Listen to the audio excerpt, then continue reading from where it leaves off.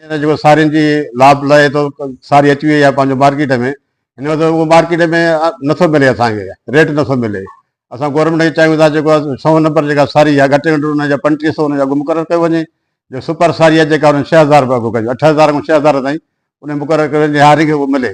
जीअं त भाण असांखे महांगो पियो आहे, उहो भाण महांगो थिया, दवायूं महांगियूं मिलियूं, ॿिज महांगा मिलिया, एकड़ ते जेको आहे जेका थैली मिले पई असां 6000 रुपया एकड़ ते उहा थैली मिले पई। त हाणे जेकॾहिं अघु जेको बीठो आहे 2200 रुपया, छा असांखे हुन मिलंदो? हर का शइ बचे ई कान थी। हर जेको हुयो उहो 2000 3000 ताईं हर जेको हिकु जरेबती जेको अचे पियो, उन में बि इहो ई थी वियो आहे, ख़र्च तमामु वधी विया आहिनि।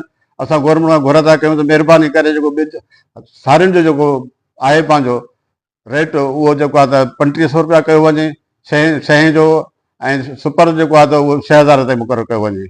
इहा त भई कणिक जेका असांजी आहे, हारे कणिक जेका 2200 में ख़रीद कई वई, हाणे उहा गवर्नमेंट वधाई आहे, हाणे उहो कमाइनि त उहो वापारी कमाइनि था।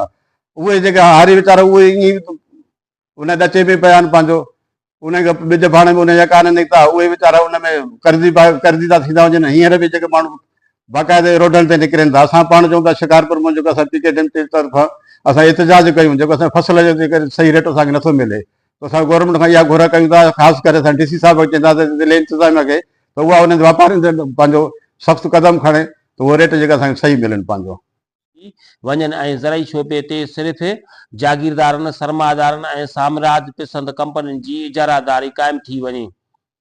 मुल्क जे नंढनि ऐं बेज़मीन हारियुनि जे रोज़गार, खुराक ऐं ख़ुदमुख़्तारी लाइ पाकिस्तान किसान मज़दूर तहरीक हेठियां मुतालबा पेश करे थी।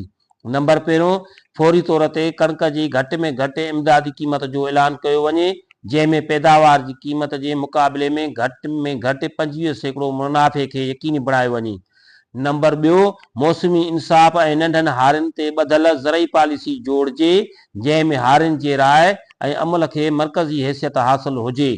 नंबर टियों, खुराक खे बुनियादी इंसानी हक़ तौरु तस्लीम कंदे अवामी बुनियादनि ते ज़रई ऐं वापारी पॉलिसियूं जोड़ियूं वञनि त जीअं खुराक मार्केट बदिरां अवाम जे इख़्तियार में हुजे।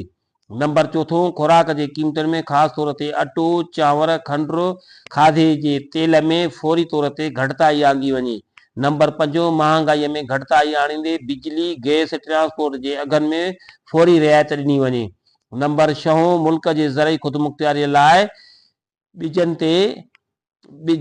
ते कंपनियुनि जी इजारदारी ख़तमु कई वञे ऐं मक़ामी ॿिजनि, पाइदार ज़राअत ऐं खुराक जे ख़ुदमुख़्तियारीअ खे फ़रोग़ ॾिनो वञे। नंबर सतों, ज़मीन जे मुनसिफ़ाड़ी ऐं बराबरी जे विर्छ खे यकीनी बणायो वञे। पाकिस्तान किसान मज़दूर तहरीक ऐलान कयो आहे त जेकॾहिं हुकूमत हारियुनि जे जाइज़ मुतालबनि ते फौरी अमल न कयो त मुल्कगीर एहतिजाजी तहरीक जो आगाज़ कयो वेंदो। बुख जे आलमी ॾींहं जे मौक़े ते तहरीक अवाम, मज़दूर, शागिर्दनि, शहरी तंज़ीमनि ऐं ॿियनि खे अपील करे थी त इहे खुराक, ज़मीन ऐं ज़िंदगीअ जे हक़ जे दिफ़ा में हारियुनि सां गॾु बीहनि।